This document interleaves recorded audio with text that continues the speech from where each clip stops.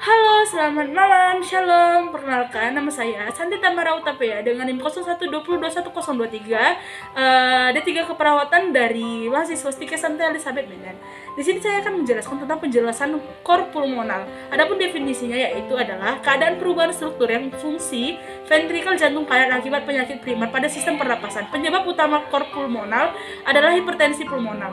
Penyakit ventrikel kanan yang disebabkan oleh abnormalitas primer pada bagian kiri jantung tidak dikategorikan ke dalam kor pulmonalis. Adapun etiologinya yaitu dapat dibedakan berdasarkan kor pulmonal akut dan kronik. Kor pulmonal akut biasanya disebabkan oleh emboli paru.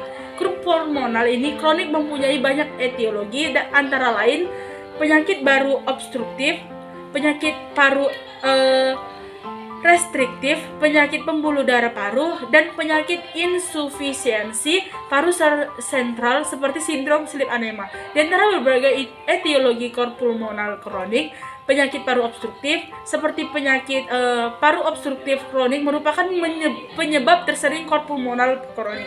Adapun patofisiologinya yaitu dapat disebabkan oleh peningkatan tekanan pengisian jantung karena hipertensi pulmonal akibat penyakit pada sistem pernapasan.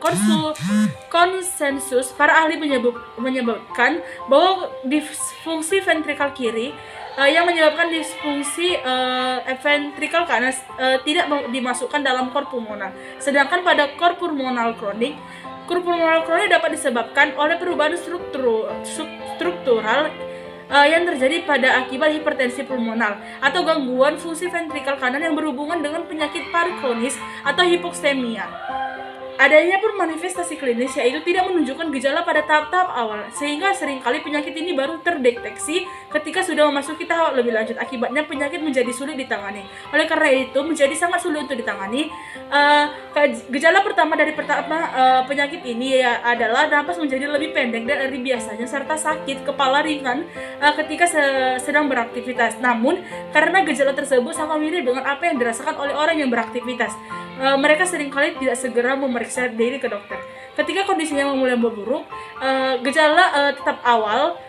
Walaupun ketika pasien sedang beristirahat, gejala lain juga berkembang, termasuk detak jantung yang lebih cepat dari biasanya. Akibatnya penderita kor pulmonal sehingga sering merasa letih. Adapun komplikasinya yaitu kor pulmonal antara lain shock kardiogenik, gagal jantung berventrikel, hepatomegali, efusi pleura, dan tromboembolisme akibat polistemia, gangguan pernapasan saat tidur. Baik, sekian hasil penjelasan saya tentang kor pulmonal ini. Saya mengucapkan terima kasih. Shalom.